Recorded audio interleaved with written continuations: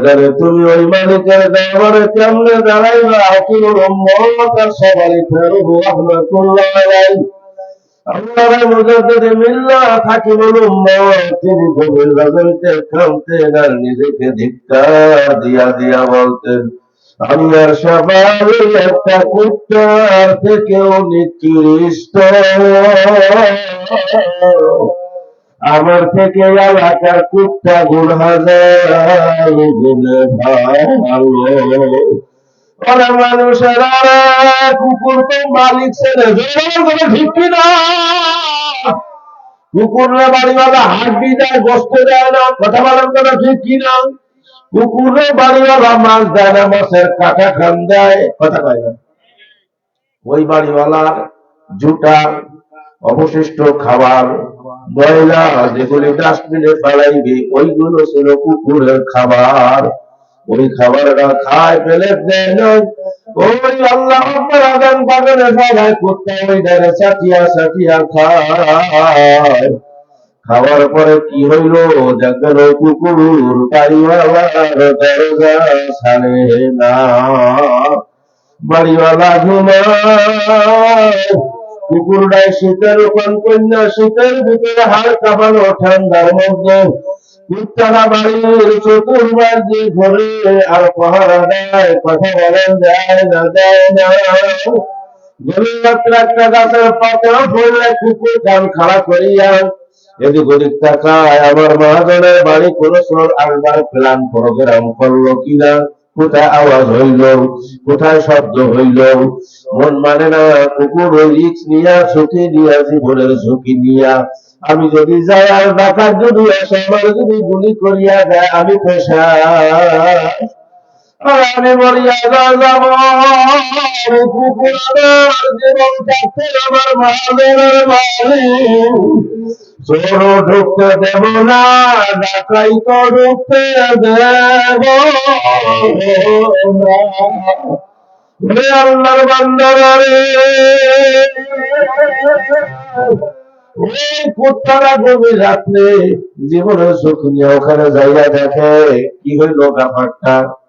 কুকুরের নাকের ভিতরে শক্তি দেশে কে, কথা কয় না। কোন চোর, কোন ডাকাত, কোন দুশ্মন যদি রাস্তা দিয়ে হাঁটে, ওই রাস্তার মাটি নাকে নিলে কুকুর বলিয়া যেতে পারে। যারা বলেন কথা ঠিক কিনা? কুকুর চূড়ান্ত সিদ্ধান্তে পৌঁছায় না, চোর আসে নাই, ডাকাত আসে নাই, এই রাস্তার পাট এখানে পড়ছে, সেই আওয়াজ শুনছে, কুকুর আবার যাইয়া ওই দরজার কাছে দেখবেন এখানে সেখানে শোয় না, কুকুর মেন গেটের ওই সামনে যাইয়া ঘুমায়। কথা ঠিক কিনা? সকাল বেলায় বাড়িওয়ালা গেট খুলিয়া যখন আসে, কুকুরটা কি করে, ওই বাড়িওয়ালার দেখিয়া অনেকক্ষণ তো বাড়িওয়ালার দেখে নাই, কলিজারা ভাঙ্গিয়া যায়। তখন বাড়িওয়ালা কি করে, কুত্তার পায়ে লাথি মারে, গায়ে আল্লাহু আকবার খাদায়। বসে ছিল মালিকের পাও কামড়াইয়া ফেসা ফেসা করিয়া বানানো। আমার কুকুর কেমন জানি বলতে থাকে, মালিক হয়তো আমি আপনার বাড়ি ঠিক মতো ভাড়া দিবার পারি না, আপনি আমাকে মারিয়া আপনি আমার আপনার দরজা থেকে খাবাইয়া দিয়ে আল্লাহ মালিক আরো সামনে আছে, আগামী রাত্রে আর ফাঁকি দেবো না, ঘুমাবো না। আরে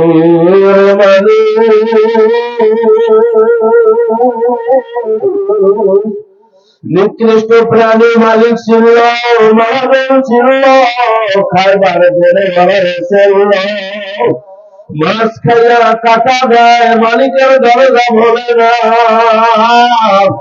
আমার মাওলা রাজিয়া খাইয়া আইয়ুহাল ইনসান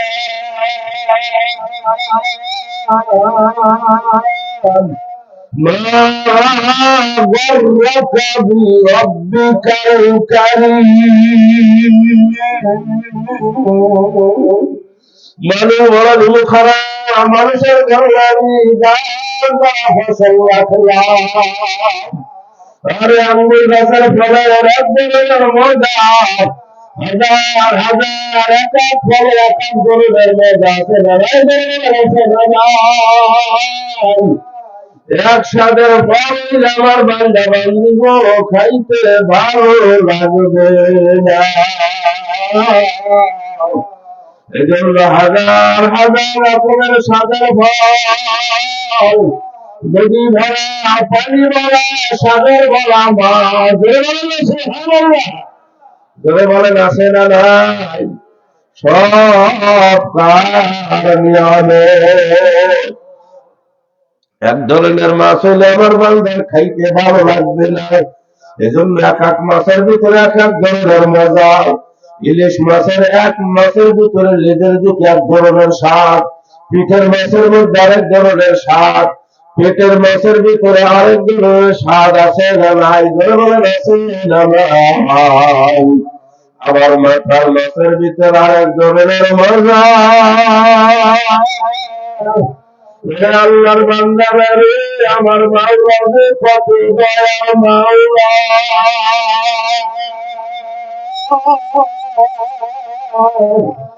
আরে কার মুহাব্বতে পড়ি আমার মাওলা রে মিলিয়া যাওয়া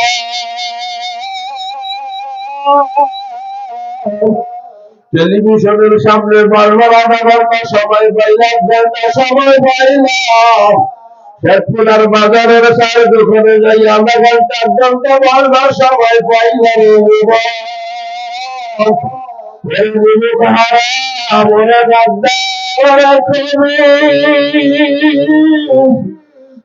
মাওলা ডাকতেছে আমার মাওলার ঘর মসজিদের মধ্যে আমরা কাপড়ের পথে তিনটা কাপড়ের পথে 10 মিনিট লাগে না 15 মিনিট লাগে না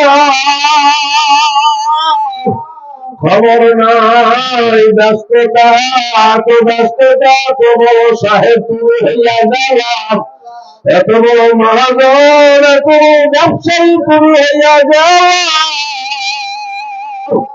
কত বড় লিডার কত বড় বুদ্ধিমান তুমি হইয়া গেল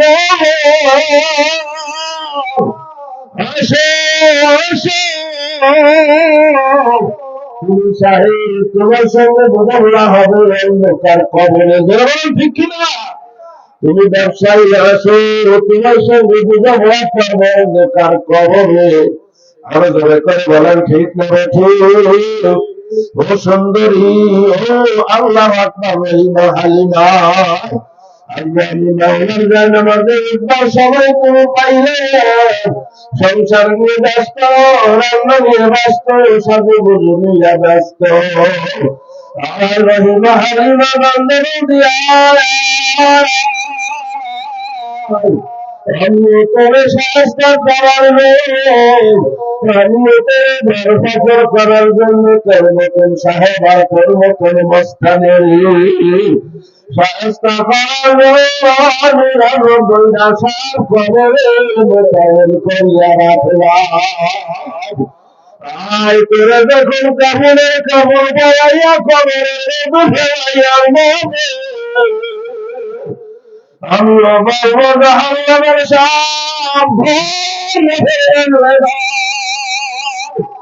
প্রতিটা পশমের গোড়া দিয়ে যখন তুই মেরো নদীর শরীরের ভেতরে দাঁত ঢুকাইয়া দেবে সেই দিন হারা হারা তার পাইনি বুঝবি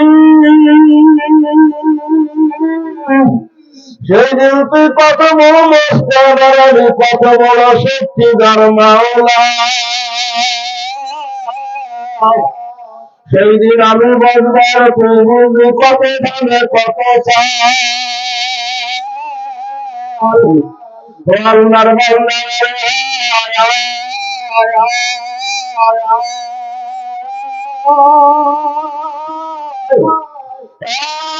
দুনিয়া থাকতে পারবো না দুনিয়া থাকার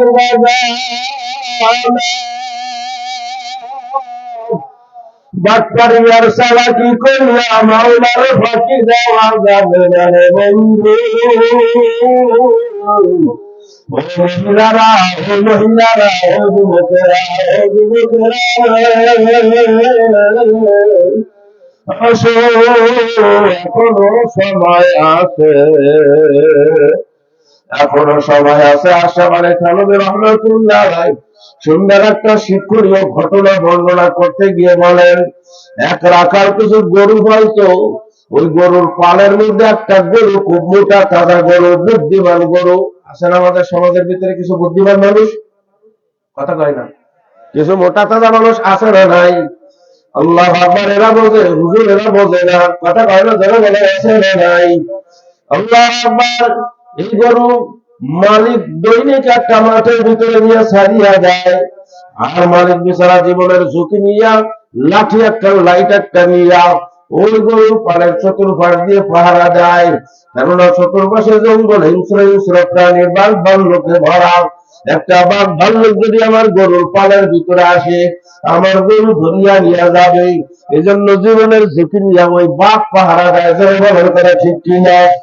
একটা মোটা তাজা গরু রাস্তা পার হয়ে পার গেছে, লম্বা কথা আমি ছোট্ট করিয়া বোঝানোর জন্য বলিয়া যাই।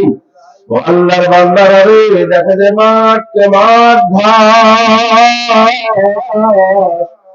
একবার গরু 1 মাস না জীবন খাইলো মাঠের ঘাস শেষ হবে না, অথচ মালিক বিচারা দৈনিক এক শুকনা মাঠে, যেখানে ঘাস নাই, পেট ভরে না, দৈনন্দিন আমরা শুধু কাবু কাতরা হইয়া যাইতে আসি, অথচ রাস্তার ওই পাশে ঘাসের অভাব নাই, খাবারের অভাব নাই, ওখানে নিয়ে সারিয়া গেলে আমার আল্লাহ আকবার স্বাস্থ্য ভালো হইয়া যাইতো, পেটটা ভরিয়া যাইতো, কত সুন্দর আনন্দের খানা খাইতে পারতাম। ধরে বলেন ঠিক কিনা? ওই গরু এখন মালিকরা বাঁকাবাকি করা, মালিক তোমার ধোকায় আর পারবো না, আজকে যখন তুমি রশি গলায় লাগাইবার আরবা, আমি তো রশি গলায় লাগাবই না, বরঞ্চ আমার পালের, আমার সঙ্গের গরুদেরকেও আমি আমার দলে নেব, কোন রশি লাগাইতে দেব না। এই মন্তব্য করিয়া আল্লাহ বাড়াইয়া গরু পালবো বলতে থাকে, গরু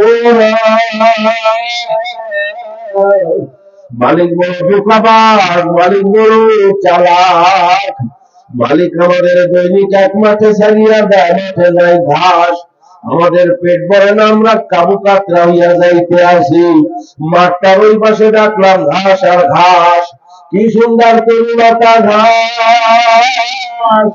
আমরা সব গরুরা মাসকে মাসটা জীবন ভরবো খাইলে মাঠের ঘাস শেষ করতে পারবো না। এই ধোঁকাবাজ মালিকের ফেলে আর পড়া যাবে না। আসবে যখন পরন্ত বিকালে আসরের পরে রশি লাগাইবার আসবে, আমি রশি লাগাইবো না, তোমরা রশি লাগাইবা না, করে করে বলার কথা ঠিক কিনা? ওই গরুরা বলে না, মালিক তো তোমার দয়ার মালিক মনে হয়, চতুর্পাশে বাঘ ভাল্লুক আমাদের উপরে আক্রমণ করে কি, আমাদের উপরে আক্রমণ করে কি নয়, এই জন্য মালিক তার জীবনটার ঝুঁকি নিয়ে, জীবন রাতে মুঠার মধ্যে নিয়ে চতুর্পাশ দিয়ে আমার ঘরে পাহারা দেয়, আমার যাতে কোনো ক্ষতি বাঘেরা না করতে পারে, এমন দয়ার দরদে মালিকে বসি আমরা গলায় না লাগাইয়া পারবো না, তুমি গলায় না লাগাই না লাগাইও, আমরা মালিকের রশি গলায় না লাগাইয়া পারবো না। বলেন না সুবহানাল্লাহ। ঠিক আছে, তোমার মতন বোকা আমি না, আমি রশি লাগাবো না। ঠিকই যখন মালিক রশি লাগাইতে গেছে, দৌড়াইয়া লেজ উঁচু করিয়া দৌড়ায়, আল্লাহ আকবার কয়, ধোঁকাবাজ মালিক, তোমার রশি গলায় লাগাবো না। চলে গেছে মালিক ও পিছে পিছে দৌড়ায়, কয় গরু দাঁড়া,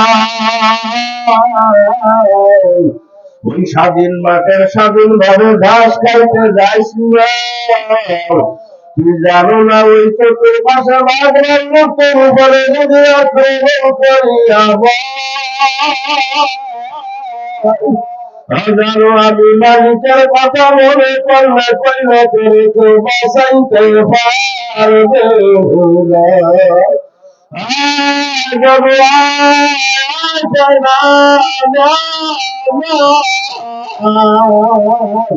তোমার রশি আমি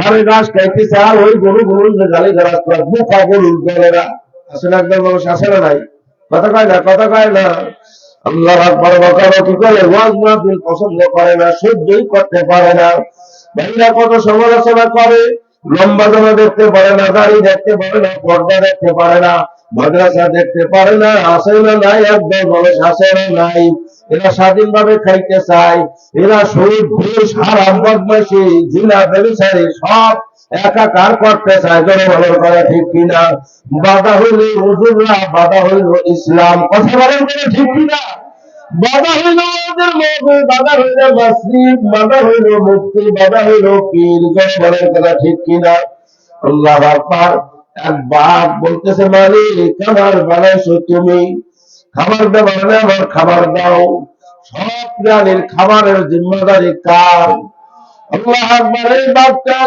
খাবার চাইতে চাইতে চাইতে চাইতে একটু সামনে তাকাইয়াই দেখে মোটা তাজা গরু ফাঁকা ময়দানে বাঘের সামনে গরু একটা পড়লে বলেন তো কি কায়দা হয় বাঘ শুক্রিয়া আদায় করছে মালিক এক সপ্তাহ খাইলে এই পরিমাণ খাবার আমার লাগবে ঠিক ওই পরিমাণ মোটা তাজা এক গরু আমার সামনে তুমি আনিয়া দেশ রোদের মধ্যে একটা পাশারে দিয়ে খাবার দিয়ে গরুটা পাশার মরিয়া গরুদের মধ্যে বানায় তখন ওই গরুটা ডাক দিয়া খায় মানি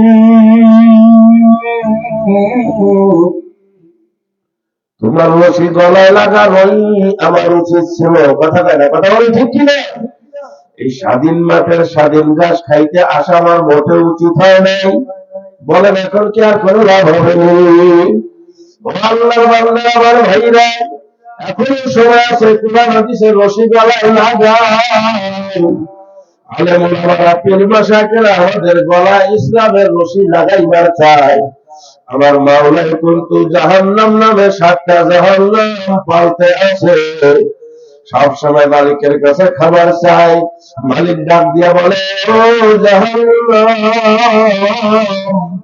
একটু সবর কর দুনিয়ার মধ্যে একদল জনমাঝি একদল বেঈমান একদল নাফরমান আছে জিনাখোর ঘুষখোর আছে আছে না নাই এরা যেদিন যাকে আমাদের ময়দানে আনবে ওগদিয়া করতে ধরিয়া দেব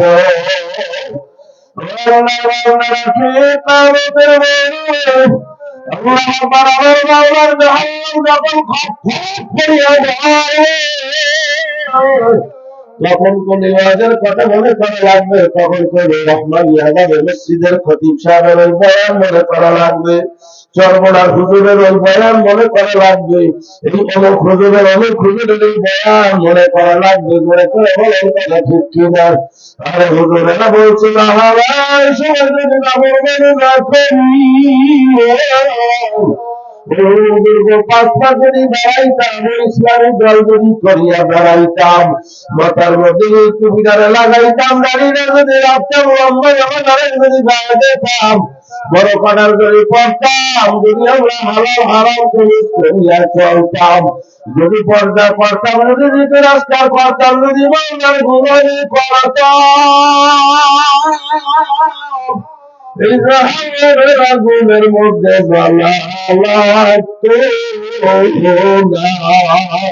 জোরে জোরে করে বলার কথা ঠিক কিনা সুতরাং ভাইরা তওবা তিল্লাত করিয়া নেক আমলের রাস্তায় আমরা উঠতে চাই কি চাই না কারা কারা চাই আল্লাহ সব জায়গায় আল্লাহ কবুল করেন জোরে বলেন আল্লাহুম্মা আমিন কি দরকার আছে না নাই এই জীবন কি আসল না আখিরাতের জীবন আসল বলেন না বলেন এই আখিরাতের জিন্দেগিতে আমাদের পদার্পণ করা লাগবে নাকি লাগবে না কথা কয় না কি মনে হয় আখিরাত সত্য মনে হয় না মিথ্যা মনে হয় কথা বলেন না কোরআন কি সত্য না মিথ্যা কি বুঝে শুনে বলেন না তাহলে ভাইরা আর কবে তওবা করব বলেন নিঃশ্বাসের বিশ্বাস আছে যে কোনো মুহূর্তে যে কোনো সময় আজরাইল আসতে পারে কি পারে না আসেন না 1 মাস 2 মাস 3 মাস টার্গেট নিয়ে একটা গুনাহ ছাড়ার চেষ্টা করেন তো দেখেন তো পারেন কিনা সাহায্য আল্লাহর কাছে চাবো,